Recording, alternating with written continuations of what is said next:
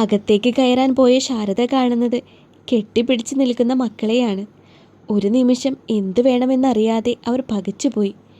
പിന്നെ തിരിഞ്ഞ് സുമയുടെ വീട് ലക്ഷ്യമാക്കി നടന്നു. പെട്ടെന്ന് തന്നെ പിള്ളേരുടെ കല്യാണം നടത്തണം. ഇനിയും വെച്ച് താമസിപ്പിക്കുന്നത് ശരിയാകത്തില്ല. മോൾക്ക് നല്ല സ്വഭാവമാണെങ്കിലും എൻ്റെ മോൻ ഒട്ടും ക്ഷമയില്ലാത്തവനാണ്. അങ്ങനെ ആത്മകഥം പറഞ്ഞുകൊണ്ടവർ സുമയുടെ വീട്ടിലെത്തി. കാര്യം എന്താണെന്നറിയാതെ അവനോട് ദേഷ്യപ്പെടാൻ അമ്മുവിന് തോന്നിയില്ല.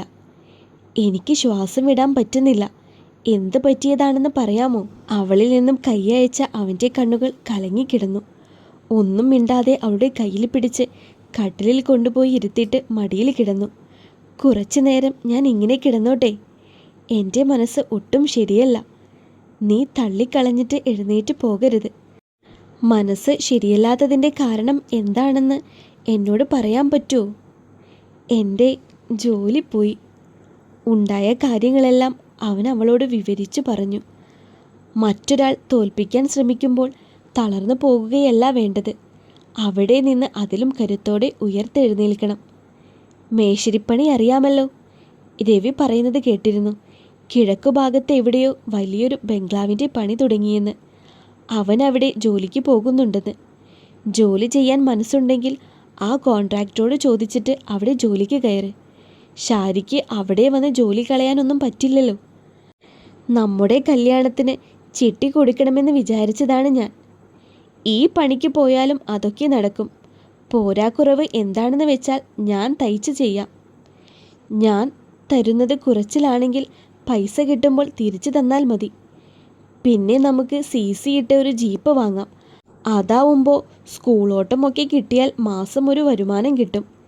ഈ നിസ്സാര കാര്യത്തിനാണോ ഇങ്ങനെ വിഷമിച്ചിരിക്കുന്നത്? അവൾ നൽകിയ ഊർജത്തിൽ അവൻ്റെ സങ്കടങ്ങളെല്ലാം പമ്പ കടന്നു. നല്ല രീതിയിൽ ജീവിക്കണമെന്ന വാശി, അവളെ എത്രയും വേഗം സ്വന്തമാക്കണമെന്ന ആഗ്രഹം അവനെ അന്നേരം തന്നെ കോൺട്രാക്ടറെ കാണാൻ പോവാൻ പ്രേരിപ്പിച്ചു. ഞാൻ അയാളെ പോയി കണ്ടൊന്ന് തിരക്കിയിട്ട് വരാം. ഉത്സാഹത്തോടെ അവൻ ബൈക്കും എടുത്തു പോയി. അവൻ പോയ പുറകിൽ തന്നെ ശാരദ കയറി വന്നു. അവൻ എന്താ മോളെ ജോലിക്ക് പോകാതെ തിരിച്ചു വന്നത്? കർണൻ മുതലാളിയുമായി വഴക്കിട്ട് ജോലി പോയിട്ട് വന്നതാണ്. സങ്കടപ്പെട്ടാണ് വന്നത്. ഞാൻ പിന്നെ രവി പറഞ്ഞ കെട്ടിടപ്പണി പോയി നോക്കാൻ പറഞ്ഞു. അയാളുടെ പണിയില്ലേലും നമുക്ക് ജീവിക്കണ്ടേ? അത് തിരക്കാൻ വേണ്ടി പോയേക്കുവാണ്. ഹൃദയവേദന സഹിക്കാൻ വയ്യാത്തത് കൊണ്ടാണ് അവൻ അവളെ കെട്ടിപ്പിടിച്ചതെന്ന് ഓർത്തപ്പോൾ അവർക്ക് സന്തോഷം തോന്നി. മകൻ്റെ സങ്കടങ്ങൾക്ക് മരുന്നാകുന്ന, വീഴ്ചയിൽ ഒരു കൈത്താങ്ങായി നിൽക്കുന്ന അമ്മുവിന് അവൻ്റെ ജീവിതത്തിനെ ഒരുപാട് ഉയരങ്ങളിലെത്തിക്കാൻ കഴിയുമെന്ന് അവർക്ക് തോന്നി. ജോലി തേടിപ്പോയവൻ ഫോണിൽ വിളിച്ച് ജോലി കിട്ടി എന്ന് പറഞ്ഞിട്ട് അവിടെ തന്നെ ജോലിക്ക് നിന്നു. ഇതെന്തിനാണ് മോളെ അടുപ്പ് കൂട്ടുന്നത്? അമ്മയുടെ മോൻ ചെയ്യാത്ത പണി ചെയ്യാനല്ലേ പോയേക്കുന്നത്? എന്തായാലും ശരീരവേദന കാണും. വരുമ്പോൾ കുളിക്കാൻ വേണ്ടിയാണ്. തന്നേക്കാൾ കൂടുതൽ കരുതൽ അവൻ്റെ കാര്യത്തിൽ അവൾ എടുക്കുന്നത് അമ്മയുടെ മനസ്സ് നിറച്ചു.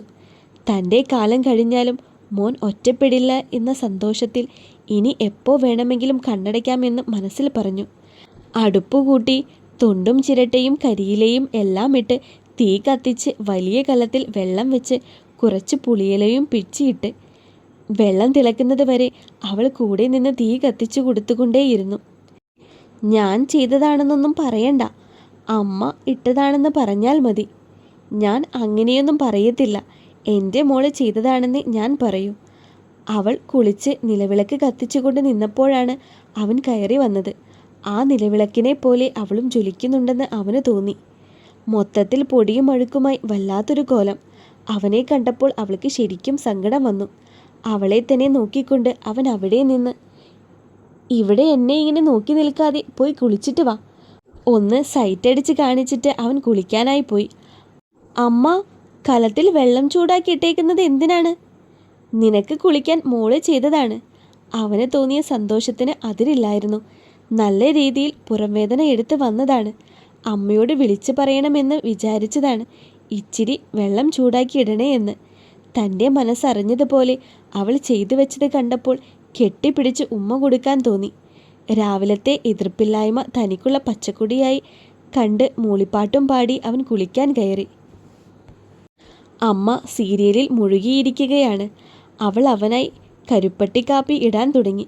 കുളിച്ച് കയറി വന്നപ്പോൾ അമ്മ ഇരുന്ന് സീരിയൽ കാണുന്നത് കണ്ട് ഇനി 10 മണിയാവാതെ ഇതിൻ്റെ മുന്നിൽ നിന്ന് എണീക്കുകയില്ല എന്ന് മനസ്സിലോർത്തു. അവൾ അടുക്കളയിൽ തിരക്കിട്ട് എന്തോ ചെയ്യുകയാണ്. ഗ്യാസിൽ കാപ്പി തിളക്കുന്നത് നോക്കി നിൽക്കുകയാണ് അമ്മു. അമ്മ ശ്രദ്ധിക്കുന്നുണ്ടോ എന്ന് നോക്കിയിട്ട് അവൻ പയ്യെ അടുക്കളയിലേക്ക് ചെന്നു. അവൻ പമ്മി പമ്മി പോകുന്നത് കണ്ടിട്ടും അവർ അനങ്ങാതെ സീരിയലിൽ തന്നെ നോക്കിയിരുന്നു. ആ പെണ്ണിൻ്റെ കയ്യിൽ നിന്ന് 2 തല്ല് കിട്ടാതെ ഇവൻ ഒരിക്കലും നന്നാവില്ല. അതും ചിന്തിച്ച് ഉള്ളിൽ ചിരിയോടെ അവർ സീരിയലിലേക്ക് ശ്രദ്ധിച്ചു. പുറകിൽ നിന്ന് ഉടുപ്പിടാതെ നഗ്നമായ നെഞ്ചോട് അവളെ ചേർത്ത് പിടിച്ച് കഴുത്തിൽ മുഖം പൂഴ്ത്തി. കഴുത്തിൽ അവൻ്റെ ചുണ്ടു പതിഞ്ഞത് അവളെ തരളിതയാക്കിയെങ്കിലും ആ നിമിഷം മനസ്സിൽ ഓടി വന്നത് ഷാരിയുടെ കൂടെ ഉടുപ്പിടാതെ നിന്ന അവൻ്റെ മുഖമാണ്. കൈമുട്ടുകൊണ്ട് നെഞ്ചിൽ ഇടിച്ച് അവനെ തള്ളി മാറ്റിയിട്ട് അവിടെ ഇരുന്ന തവിയെടുത്ത് തലയ്ക്കടിച്ചു. അമ്മേ എന്ന അലർച്ച കേട്ട് ശാരദ ഓടി വന്നു. എന്താടാ, എന്താണ് പറ്റിയത്? ശാരദ ആദിയോടെ ചോദിച്ചു. എൻ്റെ തല മതിലിൽ ഇടിച്ചതാണ്, ഒരുവിധം വിക്കി വിക്കി അവൻ പറഞ്ഞൊപ്പിച്ചു. ദേഷ്യം കൊണ്ട് വിറച്ചു നിൽക്കുന്ന അമ്മുവിനെ കണ്ടപ്പോൾ അവർക്ക് കാര്യം മനസ്സിലായെങ്കിലും സ്വന്തം മോൻ്റെ തലയല്ലേ എന്നോർത്ത് വെള്ളം തൊട്ട് തല തടവി കൊടുത്തു. നെല്ലിക്ക വലുപ്പത്തിൽ നെറ്റി ഉരുണ്ട് കയറിയിരിക്കുന്നു. ഇനി എൻ്റെ പൊന്നുമോൻ കല്യാണം കഴിയാതെ മതിലിൻ്റെ അടുത്തൊന്നും തലകൊണ്ട് ചെല്ലരുത്, ഫോട്ടോയിൽ കാണാൻ ഭംഗി കാണത്തില്ല. അമ്മയ്ക്ക് കാര്യം മനസ്സിലായി എന്ന് തോന്നിയപ്പോൾ അവന് വല്ലാത്ത ചളിപ്പ് തോന്നി. ഇനി ഞാൻ തടവിക്കോളാം, അമ്മ പോയി സീരിയൽ കണ്ടോ. ഞാൻ അവിടെ സീരിയൽ കാണുമ്പോൾ നീ ഇവിടെ സിനിമ ഓടിക്കരുത്. ഈ അമ്മയുടെ ഒരു കാര്യം, ശാരദക്കുട്ടിക്ക് ഇങ്ങനെയൊക്കെ പറയാൻ കൊള്ളാമോ? ഒന്നുമില്ലെങ്കിലും ഞാനൊരു മോനല്ലേ, നിനക്ക് ഇങ്ങനെയൊക്കെ ചെയ്യാൻ കൊള്ളാമോ? ഞാനൊന്നും ചെയ്തില്ലമ്മ. അതെനിക്ക് നിന്റെ തല കണ്ടപ്പോൾ തന്നെ മനസ്സിലായി. പൈസയൊന്നും ഒപ്പിക്കാൻ നിൽക്കണ്ട, എൻ്റെ വളയും മാലയും തരാം. എത്രയും വേഗം താലിമാല വാങ്ങി കല്യാണം കഴിക്കാൻ നോക്ക്. കല്യാണം കഴിയാതെ ഇവളുടെ 7 അയലത്ത് നിന്നെ കണ്ടാൽ മുട്ടുകാൽ ഞാനായിരിക്കും തല്ലിയൊടുക്കുന്നത്. കാപ്പിയരിച്ച് ഒരു കപ്പിലാക്കി അവൻ്റെ കയ്യിൽ പിടിപ്പിച്ചപ്പോൾ ഒന്നും അറിയാത്തതുപോലെ നടന്നുപോയി ടിവിയുടെ മുന്നിലിരുന്നു. അവനെ ഒന്ന് നോക്കിക്കൊണ്ട് അമ്മയും പോയി TV കാണാനിരുന്നു. അമ്മയും മോളും മതിലിൽ ചാരി കാലും നീട്ടിയിരുന്ന് TV കാണുകയാണ്. അമ്മയുടെ അടുത്ത് വന്ന അവനും മതിലിൽ ചാരിയിരുന്നു. ഇടയ്ക്കിടയ്ക്ക് അവളുടെ മുഖത്ത് നോക്കിക്കൊണ്ട് കാപ്പി ഊതി കുടിച്ചു. ദിവസങ്ങൾ ഓടി മറഞ്ഞു. അനന്തുവിൻ്റെ കല്യാണ ദിവസം വന്നെത്തി. കല്യാണത്തിന് പോകാനുള്ള തിരക്കിലാണ് 2 പേരും. ആദ്യമായാണ് അമ്മു സാരി ഉടുക്കുന്നത്. ഹരി വാങ്ങിക്കൊടുത്ത സാരി നല്ല രീതിയിൽ ഒറ്റ പ്ലീറ്റ് ഇട്ട് ശാരദ ഉടുത്തു കൊടുത്തു. ഇത് പ്ലീറ്റ് എടുത്ത് കുത്തിവെക്കുന്നതല്ലേ അമ്മേ നല്ലത്? അങ്ങനെ ചെയ്യുന്നതിനേക്കാൾ ഭംഗി ഇങ്ങനെ ഇട്ടപ്പോൾ മോൾക്കുണ്ട്. ഇപ്പോൾ മോളെ കണ്ടാൽ ദേവതയെ പോലുണ്ട്. അത് പറഞ്ഞ് ആരുടെയും കണ്ണ് പെടാതെ ഇരിക്കട്ടെ എന്നും പറഞ്ഞ് കൈയൊഴിഞ്ഞ് തലയിൽ ഞൊട്ടയിട്ടു. അവൾ വാങ്ങിക്കൊടുത്ത ഷർട്ടും മുണ്ടുമിട്ട് സുന്ദരനായി ഹരിയും ഒരുങ്ങിയിറങ്ങി. ആ സാരിക്ക് ചേരുന്നത് പോലെ കമ്മലും മാലയും വളയും അവളെ കൊണ്ടുപോയി അവൻ വാങ്ങിക്കൊടുത്തിരുന്നു. അതെല്ലാം ഇട്ടിറങ്ങിയപ്പോൾ വേറെ ഏതോ ലോകത്ത് നിന്നെന്ന പോലെ അവനും അവളെ നോക്കി നിന്നു. അമ്മയോട് യാത്ര പറഞ്ഞ് 2 പേരും ഇറങ്ങി. സാരി ഉടുത്തതുകൊണ്ട് തന്നെ അവൾക്ക് ബൈക്കിൽ കയറാനും ഇരിക്കാനുമൊക്കെ വളരെ ബുദ്ധിമുട്ടുണ്ടായിരുന്നു. നിനക്ക് ഇതിനകത്തിരിക്കാൻ ബുദ്ധിമുട്ടാണെങ്കിൽ നമുക്ക് വേറൊരു വണ്ടി വിളിച്ചു പോകാം. നീ ഇറങ്ങ്, ഞാൻ കേശവേട്ടൻ്റെ മകൻ്റെ കാർ എടുത്തുകൊണ്ട് വരാം. ഒന്നാമത് ഒരുപാട് ദൂരമുണ്ട്, അവിടെ വരെ ഇങ്ങനെ കൊണ്ടുപോകാൻ പറ്റില്ല. നിനക്ക് പേടിയില്ലാതെ ഇരിക്കാൻ പറ്റുമായിരുന്നുവെങ്കിൽ കുഴപ്പമില്ലായിരുന്നു. അവളെ ഇറക്കിയിട്ട് കുറച്ച് സമയത്തിനുള്ളിൽ അവൻ കാറുമായി വന്നു. അവൻ്റെ കരുതൽ അവനോടുള്ള പ്രണയം കൂടാൻ കാരണമായി. ഒരുപാട് ദൂരം യാത്ര ചെയ്തത് കൊണ്ട് തന്നെ അവൾ തളർന്നു പോയിരുന്നു. മുഹൂർത്തം ആവാറായപ്പോഴാണ് അവർ ഓഡിറ്റോറിയത്തിൽ എത്തിയത്. അനന്തുവിൻ്റെ പെണ്ണ് അത്യാവശ്യം സുന്ദരി തന്നെയായിരുന്നു. നിറയെ പൊന്നൊക്കെയിട്ട് അവനോട് ചേർന്ന് നിൽക്കുന്ന അവളെ കണ്ടപ്പോൾ എന്തുകൊണ്ടും അവന് യോജിച്ച പെണ്ണ് അവൾ തന്നെയാണെന്ന് അമ്മു മനസ്സിൽ പറഞ്ഞു. അമ്മുവിനെ പോലെ അനാഥയൊന്നുമല്ല അവൾ. നിറയെ സ്വന്തം ബന്ധുക്കളുള്ള സർക്കാർ ജോലിയുള്ള നല്ലൊരു കുട്ടി. കല്യാണം കഴിഞ്ഞതിന് ശേഷം അമ്മുവും ഹരിയും കൂടെ മണ്ഡപത്തിൽ കയറി അവർക്ക് സമ്മാനം കൊടുത്തു. ഒരു നഷ്ടബോധം പോലും കണ്ണിലില്ലാതെ നിറഞ്ഞ ചിരിയോടെ അനന്ത് സമ്മാനം ഏറ്റുവാങ്ങി. അവൻ്റെ ഭാര്യയെ ചേർത്ത് പിടിച്ച് പരിചയപ്പെടുത്താനും മടിച്ചില്ല. അവളുടെ കണ്ണുകൾ ഒരു കുഞ്ഞു അസൂയയോടെ അമ്മുവിനെ നോക്കി. ഫോട്ടോയിൽ പകർത്താൻ പറ്റിയ നല്ലൊരു മുഖം കണ്ടപ്പോൾ ഫോട്ടോഗ്രാഫർമാർ മത്സരിച്ച് ഫോട്ടോയും എടുത്തു. അനന്തുവിൻ്റെ കല്യാണത്തിൻ്റെ സെറ്റപ്പ് കണ്ടപ്പോൾ അതുപോലെയൊന്നും കല്യാണം നടത്തിയില്ലെങ്കിലും ഒരിക്കലും അമ്മുവിൻ്റെ കണ്ണ് നിറയാതെ രാജകുമാരിയെ കണക്ക് വാഴിക്കാമെന്ന് അവൻ മനസ്സിൽ പ്രതിജ്ഞയെടുത്തു. ആഹാരവും കഴിച്ചിട്ടാണ് അവർ തിരിച്ച് വീട്ടിലേക്ക് യാത്രയായത്. ശരവേഗത്തിൽ മാസങ്ങൾ കടന്നുപോയി. അമ്മുവിൻ്റെ അമ്മയുടെയും അച്ഛൻ്റെയും ഒരാണ്ട് കഴിഞ്ഞു. അവർക്ക് വേണ്ടിയുള്ള കർമ്മങ്ങളെല്ലാം അമ്മു ചെയ്തു. അച്ഛനും അമ്മയും മരിച്ചതിൻ്റെ ഇൻഷുറൻസിനായുള്ള കേസ് നടക്കുന്നുണ്ട്. നല്ലൊരു തുക കിട്ടുമെന്ന് വക്കീൽ പറയുന്നു. അമ്മയും അച്ഛനും നഷ്ടപ്പെട്ടതിൻ്റെ കാശ് വേണ്ടെന്ന് അവൾ പറഞ്ഞെങ്കിലും ഇൻഷുറൻസ് കമ്പനിക്കാർ തരുന്നതാണ്, അതുകൊണ്ട് എന്തെങ്കിലും നല്ല കാര്യത്തിന് ഉപയോഗിക്കുക എന്ന് വക്കീൽ പറഞ്ഞു. മനസ്സില്ലാ മനസ്സോടെ അവൾ സമ്മതം മൂളി. അമ്മു ഹരിയുടെ വീട്ടിൽ വന്നിട്ട് 1 വർഷം കഴിഞ്ഞു. അമ്മുവിൻ്റെ കയ്യിൽ നിന്നും തന്നെ പൈസ വാങ്ങി പലിശയ്ക്ക് കൊടുത്തും റിയൽ എസ്റ്റേറ്റ്, തടിക്കച്ചവടം, അങ്ങനെ പല മേഖലകളിൽ കൈവച്ച് ഹരി നേട്ടം കൊയ്തു.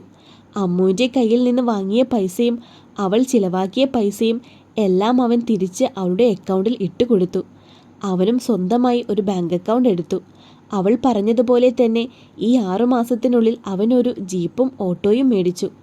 ഹരി ഓടിക്കാത്തപ്പോൾ ഓട്ടോ രവിയെ ഓടിക്കാൻ പറഞ്ഞു. ഹരിയുടെ വലങ്കൈയായി ഏതു കാര്യത്തിനും രവി കൂടെയുണ്ട്. മക്കളില്ല എന്ന സങ്കടം ഒഴിച്ചു കഴിഞ്ഞാൽ രവിയും കുടുംബവും ഇപ്പോൾ സന്തുഷ്ടരാണ്. ഏത് ജോലിയും ചെയ്യാനുള്ള അവൻ്റെ തൻ്റെ ഇടവും ആത്മവിശ്വാസവും കൈവയ്ക്കുന്ന മേഖലകളിലൊക്കെ മികവ് പുലർത്താൻ കഴിഞ്ഞു. അമ്മു തയ്ക്കുന്ന തുണികൾ വിറ്റടിക്കാൻ കവലയിലെ ഒരു കടയെടുത്തു കൊടുത്തു. അവിടെ രവിയുടെ ഭാര്യയ്ക്ക് ജോലിയും കൊടുത്തു.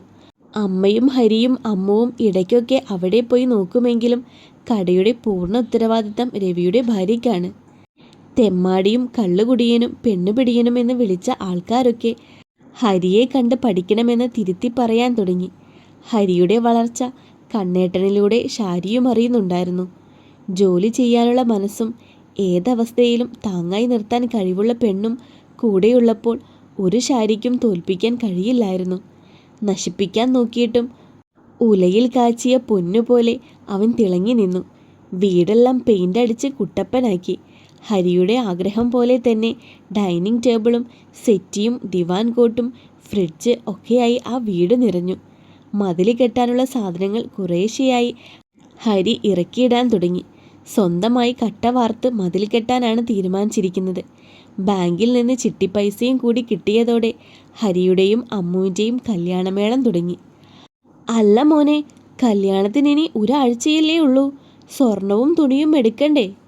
നമുക്ക് നാളെ തന്നെ പോയി എടുക്കാം അമ്മ.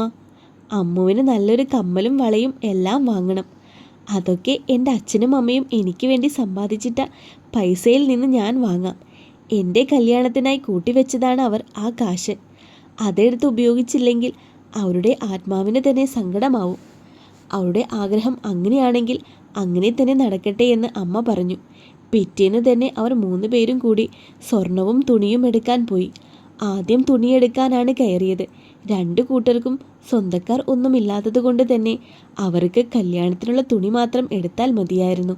കല്യാണസാരി ഹരിയുടെയും അമ്മയുടെയും ഇഷ്ടത്തിന് വിട്ടുകൊടുത്തിട്ട് അവൾ മാറി നിന്നു. ഹരിക്ക് ഇഷ്ടപ്പെട്ട കരിമ്പച്ച പട്ടുസാരിയാണ് എടുത്തത്. അവൾക്ക് പിന്നെയും 1-2 ജോഡി കൂടിയും എടുത്ത്. അമ്മയ്ക്കും ഹരിക്കും എടുത്തു. കൂടാതെ കേശവേട്ടനും സുമിക്കും രവിക്കും ഭാര്യയ്ക്കും എടുത്തു. വളരെ പെട്ടെന്ന് തന്നെ തുണിയെടുപ്പ് കഴിഞ്ഞു. സ്വർണം എടുക്കാനായി കയറി. അവൾ ഒരു ജിമിക്കി കമ്മലും 1 നെക്ലേസും 3 വളയും 2 മോതിരവും എടുത്തു. ഹരിക്കൊരു മാലയും അമ്മയ്ക്കൊരു വളയും ഹരിക്കിടാൻ പേരുകുത്തിയ ഒരു മോതിരവും കൂടി വാങ്ങി. അവളുടെ ആഗ്രഹത്തിനൊന്നും അവർ തടസ്സം പറഞ്ഞില്ല. അവൾക്ക് 3 പവൻ്റെ ഒരു മാലയും 1/2 പവൻ്റെ താലിയും 1 പവന് പേരുകുത്തിയ മോതിരവും ഹരി എടുത്തു. താലിക്കും മോതിരത്തിനുമുള്ള പൈസ അടച്ച് ഓർഡർ കൊടുത്തിട്ട് ആഹാരവും കഴിച്ചിട്ട് അവർ വീട്ടിലേക്ക് മടങ്ങി. നാടടക്കം കല്യാണം വിളിക്കണമെന്ന് അമ്മയ്ക്ക് ആഗ്രഹമുണ്ടായിരുന്നുവെങ്കിലും അമ്മുവിന് ആരുമില്ലാത്തത് കൊണ്ട് അമ്മുവിൻ്റെ നിർബന്ധമായിരുന്നു ചെറിയ രീതിയിൽ മതി കല്യാണമെന്ന്. ഹരി അനന്തുവിനെ വിളിക്കുന്ന കാര്യം പറഞ്ഞപ്പോഴും അവൾ സമ്മതിച്ചില്ല. ആ സമയങ്ങളിലെല്ലാം അമ്മയും അച്ഛനും ഇല്ലാത്തതിൻ്റെ സങ്കടം അവളുടെ മനസ്സിൽ വിങ്ങി നിന്നു. അത് മനസ്സിലാക്കിയത് കൊണ്ട് തന്നെ അമ്പലത്തിൽ വെച്ച് അറിയാവുന്ന ചുരുക്കം ചിലരെ വിളിച്ച് കല്യാണം നടത്താൻ തീരുമാനിച്ചു.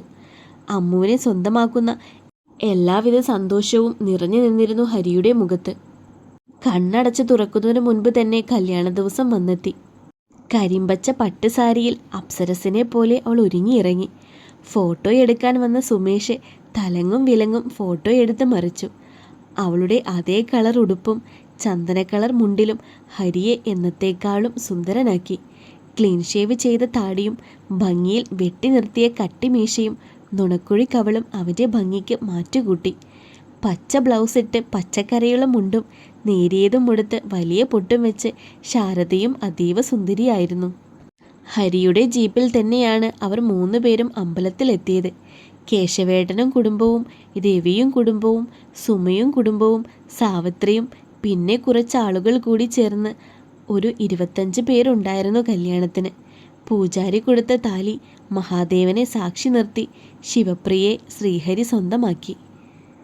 സബ്സ്ക്രൈബ് ചെയ്യാൻ മറക്കല്ലേട്ടാ.